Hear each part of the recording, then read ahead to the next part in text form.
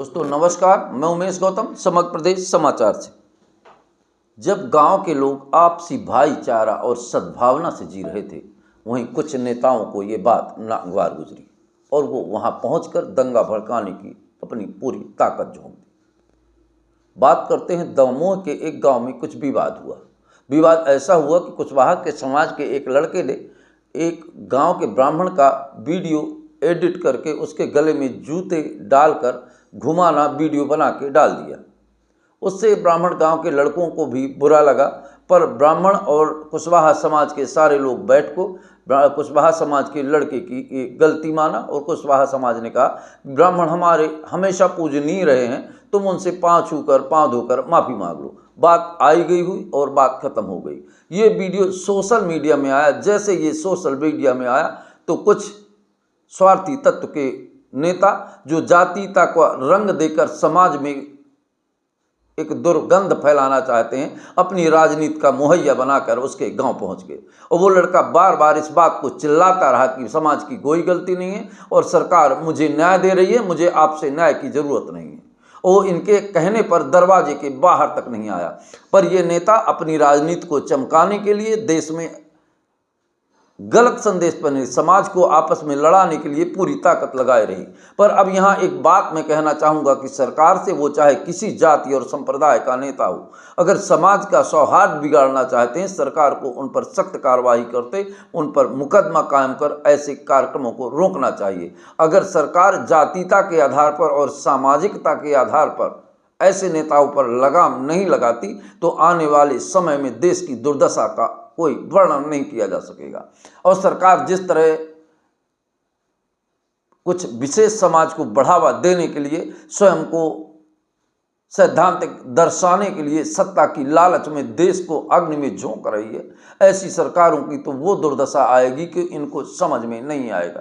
क्योंकि राष्ट्र तभी मजबूत होता है जब सारे समाज के लोग एक सूत्र में बंधकर राष्ट्र निर्माण की बात करते हैं।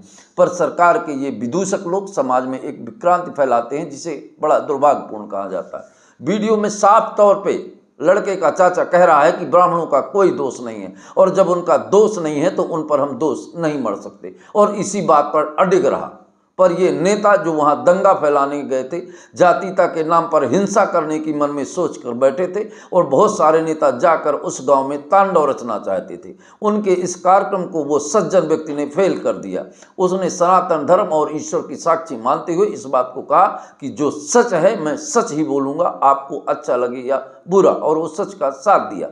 वहीं सतना के विधायक सिद्धार्थ कुशवाहा को ये बात बेहद नागवार गुजरी और उसने उसको अभद्र शब्दों से कहा और ऐसे शब्द का उपयोग कहा कि आप ये गंदी चीज खाओगे।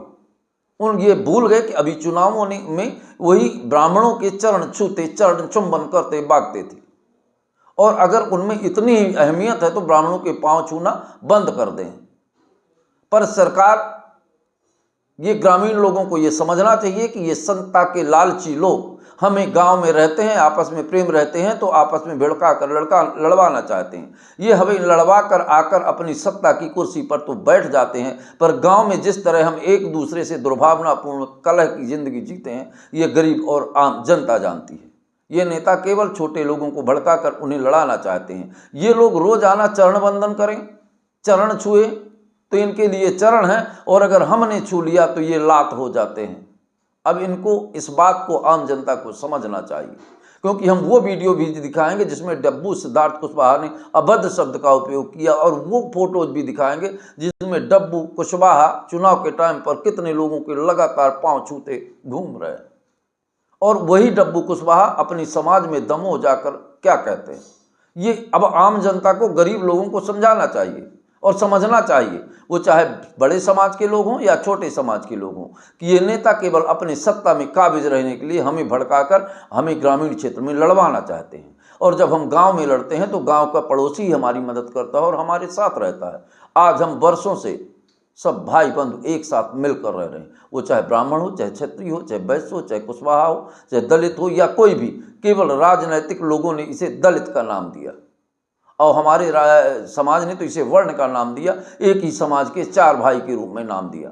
पर कुछ राजनैतिक तत्वों ने इसे धर्म, संप्रदाय और जाति में बांट दिया और सरकारों को एक बात का तो विशेष ध्यान देना चाहिए कि जो लोग हिंदू की बात करते हैं ये हिंदू नहीं हैं, और जो हिंदू धर्म छोड़ चुके हैं उन्हें आरक्षण का लाभ नहीं मिलना चाहिए। सरकार को ये एजेंडा पास करना चाहिए। अगर सरकार ये एजेंडा पास नहीं करती तो निश्चित तौर पर यह माना जा सकता है कि सरकार ही पूरे देश में आपसी सौहार्द बिगाड़ना चाहती है और समाज में कई वर्गों को आपस में लड़ाना चाहती है। अगर सरकार यही चाहती है तो आम जनता क्या कर सकती है, और आम जनता वही करेगी जो सरकार की मानसा है। अगर सरकार पूरे देश को एक सूत्र में बांधना चाहती है और विकास और राष्ट्रहित की बात करना चाहती है तो सबसे पहले उसे इस बात का ख्याल करना चाहिए कि जिसने धर्म परिवर्तन कर दिया, अपनी जात परिवर्तित कर दिया, समाज परिवर्तित कर दिया, उन्हें आरक्षण से बाहर निकालना होगा। केवल एक सूत्री कार्यक्रम सरकार इस मुद्दे पर बात करेगी तो ऐसे चिलगोजे जो समाज को लड़ाकर अपनी राजनीतिक सत्ता की रोटियां सेंकना चाहते हैं वैसे ही समाज से बाहर हो जाएंगे। अब समझना पूरे देश के लोगों को है, हमारे भाइयों को है, चाहे वो किसी जाति और समाज के हों, कि ये नेता असल में चाहते क्या हैं। इससे इनका चेहरा और कहानी स्पष्ट नजर आती है। एक बार नहीं 10 बार कहेंगे कि उनकी गलती इसमें नहीं है। फिर भी अच्छे से प्यार दो, फिर भी गलती आज भी बोले जिसकी गलती होगी मैं उसकी गलती बोलूंगा, बाकी गलती नहीं बोलूंगा। ठीक है ना, गग्गू खा लेना, बुलाओ लड़के को कहाँ, भूख खा लेना।